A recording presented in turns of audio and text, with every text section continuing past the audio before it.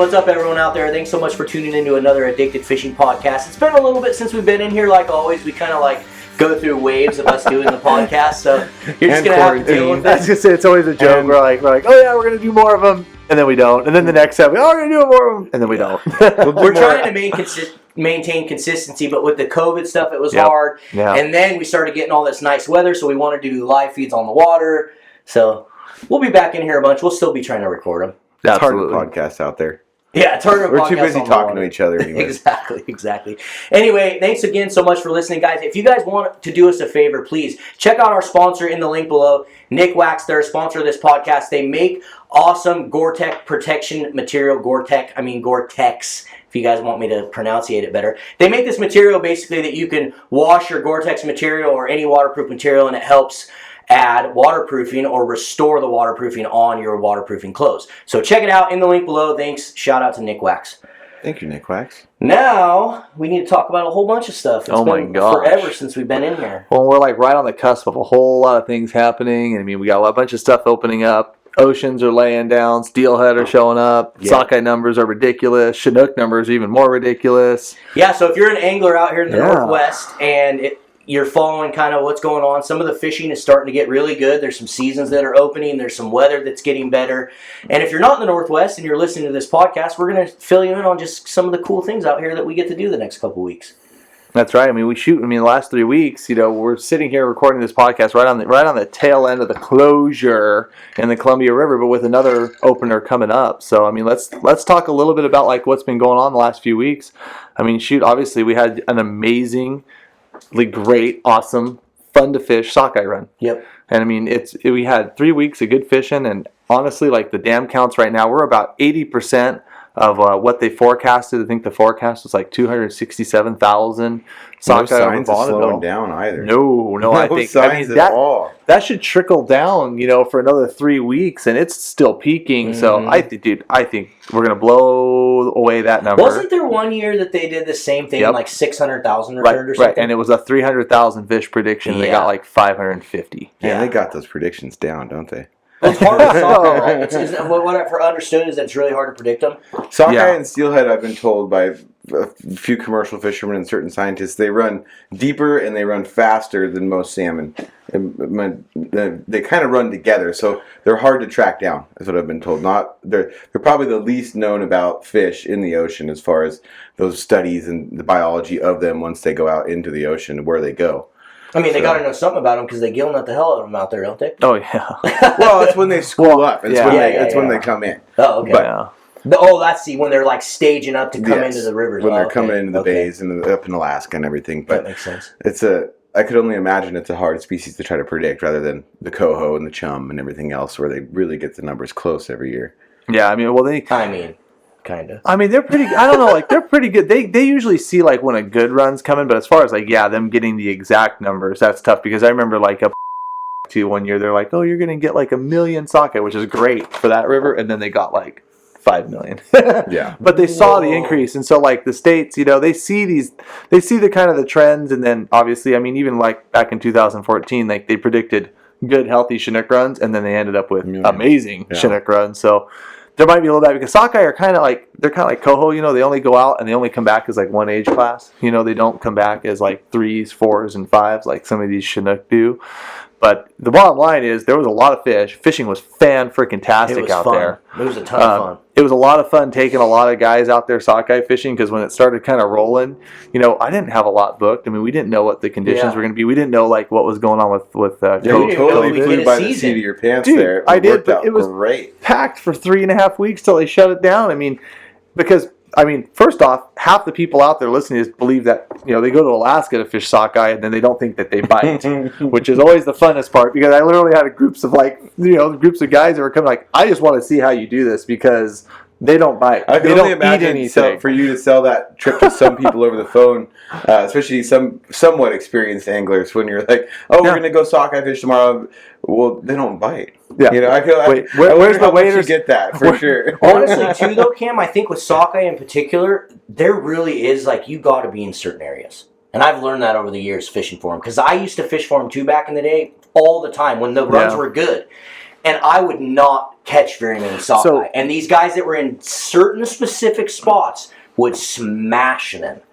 Yeah, but I mean, if you look up and down like the banks, like you got to have the right water temp, because there is a certain water temp where sockeye will bite bait, and they will bite bait. They'll bite coon, shrimp, and spinning glows like it's going out of style. Are we talking warmer or colder? Colder, Okay. Colder, and we had the perfect storm of temperature, water height, and clarity. I mean, it was high flowing and it was cold flowing, and a little bit turbid, but it wasn't like raising and dropping. It was pretty consistent levels. We had good numbers of fish too, and so those numbers of fish were pushed up on the bank where we could get them. And yeah, I mean, to your point, you're right. We've had bigger runs but less productive fish. Or we might. I mean, we don't really know how this run's going to shape up, but we've had good runs with less productive fishing, and I think it's has to do with temperature.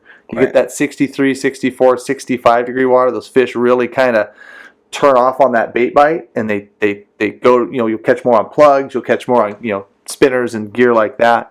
At least when they're moving through the lower Columbia, when they get up to those upper reaches, those guys just hammer them when those fish have kind of stopped and they're But they're waiting. fishing very deep, correct?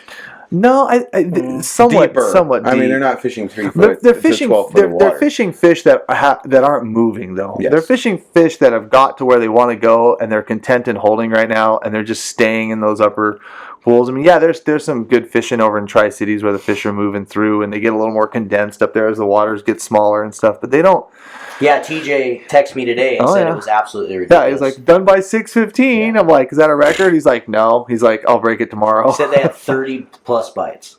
Yeah. I mean, that's that wad of fish that, we've been seeing 15,000, 16,000 dam counts. But, I mean, at the end of the day, like I said, I want to go back to that, though, because like we had these good conditions. We had all this good stuff going on. And we had a forecast that's what they have to base. They have no other thing to base their numbers on how many we can catch off other than a preseason forecast. It's shot in the dark. We're only allowed to impact them so much. We were allowed to catch 2,700 fish. And because of, like I said, good conditions, lots of fish, nothing else to fish for. And I'm going to stress that enough because every single time I see our states post this little thing where they're like, oh, it's really cool that people learned how to catch them. No, pound sand, you freaking morons. It's because sockeye every single year is a third-rate fish to summer Chinook and summer steelhead. That's why we caught those fish early. Yeah, we had all the conditions, we had all this, but people targeted them because there was nothing else. And I get sick and tired of listening to this where they learned how to catch. We didn't have anything start in this sockeye fishery. We weren't fishing any different. Right, exactly. We didn't have the advent of like the 360 flasher to Chinook. That changed everything. Twitching, bobber doggy even for steel. Like we didn't have this like ground shanking fundamental change in our technique. We went from catching them on a spin glow to catching them on a spin glow. Right. Nothing changed in that except for that's where the effort went. Yeah. And so when I listen to these state managers go, oh, they just learned, that's really cool that you guys learned how to catch them. No, pound sand, you dumb. No, we didn't have a summer Chinook fishery. The summer steelhead fishery was holding on by a thread. And I mean, honestly, and it closed too when the sockeye closed because shoot, we were just going to hammer more sockeye we were going to catch 20 sockeye to one steelhead maybe. And so, steelhead for sure is not going to ever, it's like, because our late returning steelhead is even worse. Right, it's down in the dumps. So we once again, we had a situation where everybody went and fished on one thing because it was the one thing open in the area and it was the one thing that was actually productive. Yeah. They do that a lot. Yeah. They do that a lot with our fisheries. I mean, here we are again. Let's open 4 days for summer Chinook. Right, what do you think people are going to do? They're going to go smash on summer Chinook for 4 days. Well, let's open 2 days for sturgeon. What do you think people are going to do? Yeah. I mean, they're chasing the opportunity. Yeah. That's exactly and I don't blame that's them. the same thing with like the rivers, like in the wintertime, that's exactly what has happened. I don't want to divert too much, but quickly I'll just touch on it. That's what's happened. That's why people have flooded to specific areas, to certain spots, to certain rivers, because that's where the opportunity is. Or certain productive systems that have good broodstock. You know what? It's where the hatchery fish are planted. Pound sand wild fish, guys. You got no love from me anymore. Like none. I mean, and these kind of situations just bring that to light over and over and over again. Yeah. So, anyways. Crazy. But so it was an interesting 3 weeks. It was fun. We had some great fishing. It was kind of coming off the coming off the end of COVID. We had some awesome steel. I mean, we caught some awesome steelhead. The ones we caught were really nice. Quickly, before you transition, for the people that are listening out there that aren't from the Northwest, I want to know if you guys have any, like, hot button issues like this. If any of your fisheries, like, political like this, or, you know, is there stuff that's endangered that they regulate crazy? Like, it'd be really interesting to know just in other parts of the country, because I know we have some people all over the country that listen to our podcast, or even the world for that matter. Drop a comment. Drop some comments below. Let us hear what your opinions are on some of this stuff. And I wanted to let you guys know, too, if you're watching on YouTube, congratulations, because you're one of our YouTube members. Because we are no longer putting the podcast on our YouTube channel. You will only be able to access them on YouTube if you're one of our YouTube members. So if you want to join, be a member. You guys can go do it on YouTube. If you're listening to this podcast, there's a button that you click that says join membership. You guys can become one of our YouTube members. We put out lots of extra content and lots of extra videos and just perks for all you addicts out there that are continuing to help support us and chase our dreams of just hopefully fishing and making content for all you guys. So, well, I tell you what, if you're on YouTube, you get to see us sitting on these awesome Kong coolers exactly. as we redo the studio yet again. Really quick? Go ahead. So guys, this is a little low. If you're not watching it, listen to this story real quick. So over the years of the podcast, we've tried to like come up with new ways to like change it and make the feel of it better. So the last change we made ended up turning out way too like, let's just say it for what it is, casting couch status. It looked like we were getting ready to film a little stop, an episode 150 of Bang Bros. But we got rid of the couches now, and we're in the process of moving it back to a table with like a round table. We're going to go back to a... Oh, gosh. We're going to go back to a round table. And, you know, with some chairs around it, because I got a lot of feedback from you guys in the beginning that you guys actually preferred that setup. So that's what we're going to go to. So if you're watching us on YouTube, just know these Kongs that we're sitting on are not going to be the final studio. Thank heavens. Yeah, they're not very comfortable either. And after we do that for a little while, we'll be like, you know what? We need to make another studio. After we do that, I'll build a huge shop. Oh, there we go. Perfect. Legit. But huge shout out to Kong, because even though they're not comfy to sit on, they are good to use for fishing.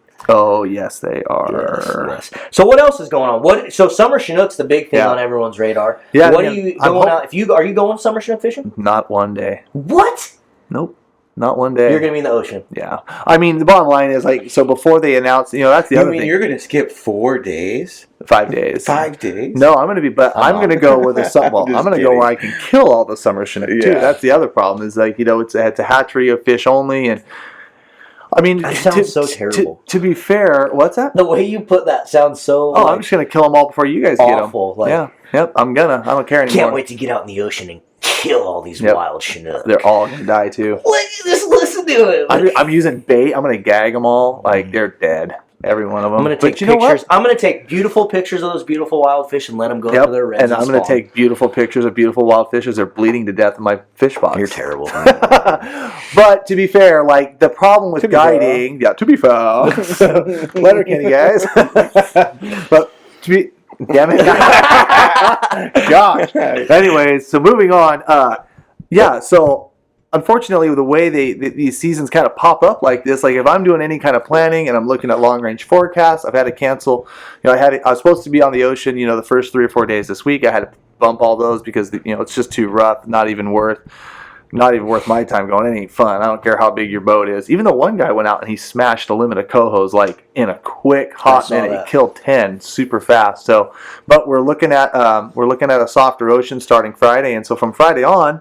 I just stacked everything with ocean. And you're doing bottom fish and coho. Bottom fish, coho, Chinook. Yeah. Chinook. I think one of those days the guys even they're from out of town. They wanted to catch some sturgeon too, so we'll do a little bit of everything. Are you going to troll some super baits, troll some anchovies? What are you going to do out there? I think this is going to be the year where I might just say, you know, right now, since there's not a lot of guys fishing, it might be kind of difficult to get fresh anchovy right now. So I was kind of calling around today. But honestly, man, just with how good we're getting with super baits, I mean, this might be the year where I just say, screw it. I'm not even going to buy a bag of bait. I know guides that I fish with. You're going up fishing with one in a couple weeks and a couple days even, and where they just don't buy bait anymore. And, you know, bait's a variable. Like, you don't have control over that. Sometimes you get good bait. Sometimes you get soft bait. Sometimes you get big bait. Sometimes you get little bait. And if you can figure out a game where you can be productive at fishing where you don't have to buy bait. And I think this might be my transition year. I just really do. So I'm full artificial. Just going full artificial. I'll bring, canned tuna, and I to be honest, I have a ton of Springer bait that I did not use. Yeah. So I've got tons of herring. So I'm just going to kind of go into it like that a little bit and see how that works. But no, I'm not going to. Well, Nick's a full-on. I mean, Nick hasn't bought an anchovy. I mean, he doesn't rarely uses anchovies. He's all herring down there. Right. So it's funny. All you different guys down there, you all have your own things that you do. Ryan mashes them on that. I'm an anchovy guy, and like I said, I'll fish the tournaments, and so I know where I'm getting in these tournaments, and so you run it, and that's why I've done it for 16 years. So it's like, okay, that's just what I do. Yeah, but the tournament. I mean, you can use the tournaments as a factor, but at the same time, dude, it's still. You're just a good fisherman. Like, it doesn't. The bait makes obviously a little bit of difference, but like, I've been fishing out there with you using the exact same baits, and sometimes you'll just mop the floor with me. You get boat control, it's speed, it's knowing where to fish, it's knowing the depths, it's knowing how to. There's so much of that factor that when you're not out there every day like you are, you just learn so much. No, and damn it! Now you're going to catch me every time. I was like, no, to be absolutely correct, that is true. Yeah. So, I mean, and not that I'm a good fisherman, but like you get those daily stuff. You get to see the patterns Don't let him develop. discredit himself, Addicts. He knows. But I know really good fishermen that do it without buying bait. Yeah, no. And there's you told me that last year. There's days that I try to go to the ocean where like, I forgot to order bait the night before, so then I go and I get bait, and it's like, and it's cruddy, and it's big, or it's too soft. Like, it's another variable to a guide. Well, if you fish the brads, you know what? Every day I show up, it's that same damn ging, and if I can just fine tune that a little more, like Ryan and Case and some of these other guys have it down. Why spend the extra? I mean, I'll spend $1,500 on bait a season, July and August. I mean, shoot. And then but then, there's also those other things where it's like, okay, well, they can't really strip a Brad super bait off your line. That's the other thing. When you're in like a hot bite. Right, you're a hot bite, you're in weeds. And so I go back and forth between bait and super baits out in the ocean. We filmed an awesome Addicted Life where I took TJ last year. And first day we fished bait. Got them by 9 o'clock out in the ocean. Second day we fished bait. Got them by 9 o'clock out in the ocean, but we caught way more fish. We got a bunch. Second day you fished super baits. Right, and we also got a ton of wilds. Like we caught more fish. What I want to see is one day where you run 3 rods with anchovies and 3 rods with super baits all day side by side, and we see what does better. Right, and it's a little. And be honest with it. Like, show it. If bait wins, it wins. Yeah. It is what it is. I think you can't do it. But see, that's the other thing. That's the other thing. You can't do it like day in and day out. And what I've kind of figured out, working with the guides that I work with down there, is there's certain tides and certain series of tides that were like the faster current and the harder currents. I think it's better to use just triangle, like no drag and fish bait. Not to say that I couldn't switch that herring over to a super bait. I'll do that a lot out in the ocean. But you told me that one guide, Ryan, is like. On those big tides, he's running I think, but I'm talking to him, and I think there's something there. Like if you're fishing in the meat of like a really hard tide, if you're not finding softer water, and if you're not finding that you got to be a little more particular. How about that? You got to be a little more particular where you're fishing 3/6 and super baits. That makes sense. That makes sense. Or spinners. If you guys are out there listening, you're like, what the heck are these guys talking about? We're talking about in Astoria, Oregon, right at the mouth of the Columbia River, basically. You can go out in the Pacific Ocean. It's very, very good salmon fishing. Or you can stay in the river in certain times of the year, and it's really, really good salmon fishing. So that's what we're talking about with all these different techniques that we're debating over here. And it's kind of like, what we refer to as the buoy 10, Astoria in-river fishery. It's kind of like our Super Bowl. I mean, exactly. So it's always fun to kind of, everybody's down there. I mean, there's hundreds of guides, thousands of boats. I mean, it's a party, but it's where all the fish, right now. It's a ton of fun. Yeah, right now, you guys have probably seen episodes on Addicted Life on that stuff, but I tell you what, like, all those fish, though, they come down the coast, and they come to the Columbia, and before they go in, guess what they do? They sit off that Columbia River and feed for a month. Mm-hmm. And it's a whole different ballgame when you're fishing for salmon that are actually feeding. Yeah. So it's something exciting to talk about. It opened for Coho. Last weekend. It opened Chinook the week before, but our ocean has just been super sloppy. The weather has just been terrible. The wind. A few guys have snuck out and they have found productive fishing, but rough conditions. And I think on the eve of this. On the eve of heading out there when we're recording this podcast, the next 10 days look just freaking amazing. So I think you're going to see a lot of fish pictures coming up. Awesome. That's going to be good. We need that. We need some positivity in our worlds for sure. I'm going to be out there I'm just kind of sad by it, but I'm going over east to fish that Brewster area. I don't think we're actually fishing Brewster, though. No, you're not. We're fishing like Wells. Maybe. You don't know where? I know where. Oh. Regardless, we're fishing over there somewhere for below Wells for sockeye and Chinook. But and that just opened for 2 Chinook and 2 sockeye. I wonder how far I'm gonna have to drive then, because he had me get a place in Chelan. It's 5.5 hours from here. No, I know, but where are we fishing in comparison to Chelan? That I don't know. Because originally, we were fishing Brewster. Mm-hmm. That's what he told me, at least. Yeah. Yeah, I don't know. I'm basically what we're talking about now, guys, is all the Chinook and the sockeye that we've been beating up down here for the last 3 weeks have moved up into the upper reaches of the Columbia, and now that the run is showing real strong, and they're liberalizing a lot of the limits up there, and they just announced hours ago. One day, that was Saturday for Chinook only. That's what he told me. That's what he texted me. It's only one day? That's what he said. He said Chinook open Saturday. No, I think it opens and stays open. Because got the word opens for Chinook on Saturday. Yeah. Oh, stays open. Stays open, yeah. Yeah, because once they pop... Money. So 4th and the 5th, I'm going to be balking summer Chinook and sockeye. Yeah, and you're allowed... And the limits are weird. It's like you're allowed up to 6 salmon, of which you can have 2 adult hatchery Chinook and 2 adult sockeye. So you can have 4 salmon. So you have 4 salmon. That makes me a little bit more excited to go over there now. Really I was cool. so sad because they opened the Lower Columbia Summer Chinook fishery, which is one of my favorite fisheries that there is. We do a lot of where we run the wobblers off the bank, and it's a blast. It's one of my favorite fisheries, and so I was sad they opened it. I was like, oh my gosh, I'm gonna go troll for 14-inch sockeye, and I can't even catch these giant summer Chinook. But Ryan, it's all right. It's something different. We'll dig them up for you. Yeah, Ryan's a good fisherman, so it's gonna be fun. We're gonna go up there and do that, and then Monday, Tuesday, Wednesday, which is what the 6th, 7th, and 8th. 6th, 7th, and 8th. I'll be out there every day summer Chinook fishing for sure. What are you going to do, Jordan? Guide? I'm going to guide and go fish all the places everybody disappears from. Right, no kidding. Yeah, you should have a lot of that stuff to yourself. That's kind of what I was excited about with a lot of this. It's obviously I'm going to come out there and fish with my buddies, but we'll be out there in the afternoons for sure. It's one of those things where kind of the highlight of these openers and these things is it's something we always talk about is spreading people out. Mm-hmm. It's giving opportunity to people in certain areas and in other areas, and it's taking the pressure off of all these small rivers and all these these tributaries that come into the Columbia all the way up. I mean, all the way up the systems. We're hearing of all these bubble areas that are being shut down and all these closures, and where people that live over east or out west or whatever, that they literally can't fish. They don't have anywhere to go now. So getting these little openers is great, and hopefully we keep seeing the numbers we do, so they keep giving that to us, and it'll take the pressure off these areas that need somewhat of a little break. Exactly. But that's going to be my gig, fishing with you guys in the afternoon, guiding all morning. Trib fishing. Yep. How's trib fishing been? Let some of these people out there. Summer steelhead. Yeah, man, it just kicked off. Wipe the sweat off my brow. July 1st. Last week of June? Last week of June? Not where we're talking now. It's everywhere. Yeah, exactly. But it really did. We got from down towards Astoria, clear up to Bonneville Dam. Every river in between is getting a catchable amount of fish.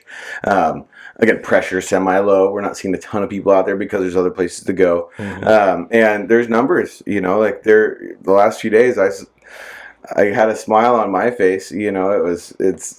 Haven't seen that many fish around this time of year for a couple of years now. And it's a big relief. Big sigh of relief, because normally I'd see this in June. Mid-June on, we'd start seeing these Chinook and these steelhead show up, on all the, say, Mount Hood tributaries and at Southwest Washington tribs.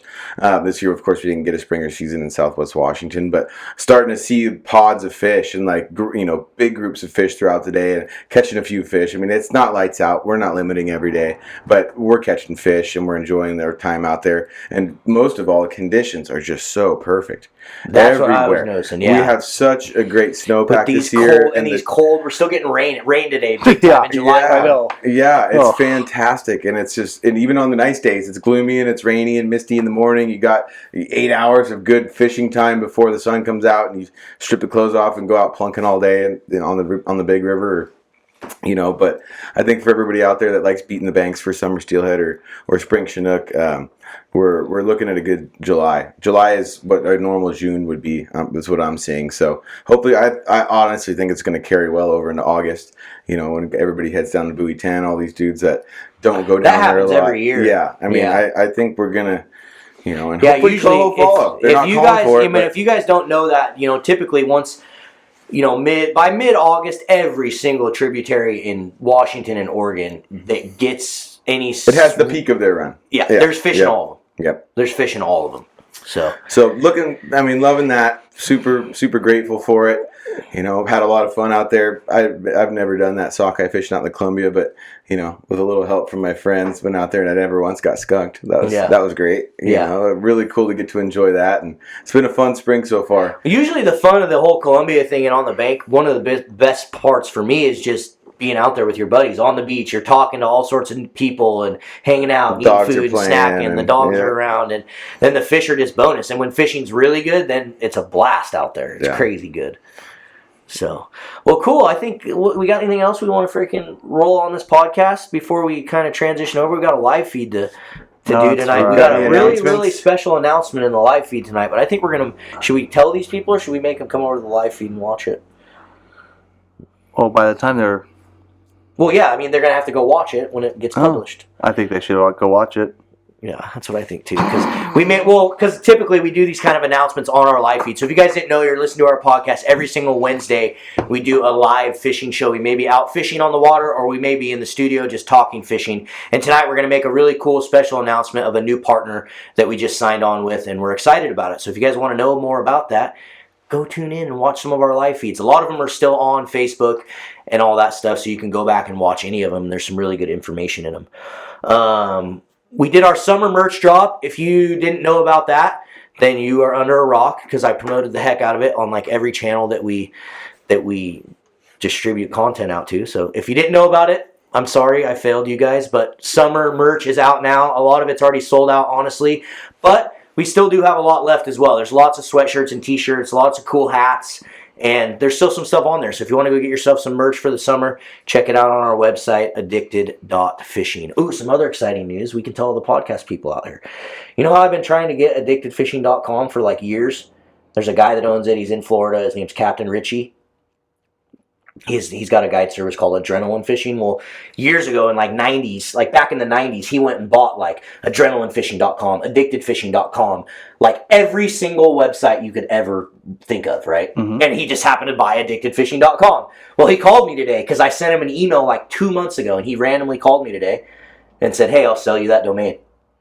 So now I'm gonna buy that domain from him finally, and we'll own addictedfishing.com now and addicted.fishing. So it'll be good. It'll be a good thing, I think. I was going to say, Mike, I don't think that slows us down at all, though. It doesn't, but I want addictedfishing.com. I want that domain. Anyway, little behind the scenes actions for all you people. But still, go to addicted.fishing. Yes, but still go to addicted.fishing. Anyway, again, shout out to our sponsor. Our sponsor of this podcast is Nick Wax. As you guys know, if we didn't have all these partners, and most importantly, all you fans out there that follow us, we wouldn't continue to keep doing this. We're making it and making all this content for all you guys. So thanks so much for the support. We appreciate it. I think that's all we're going to say for tonight. We will catch you guys later and see you on the river. See you guys out there.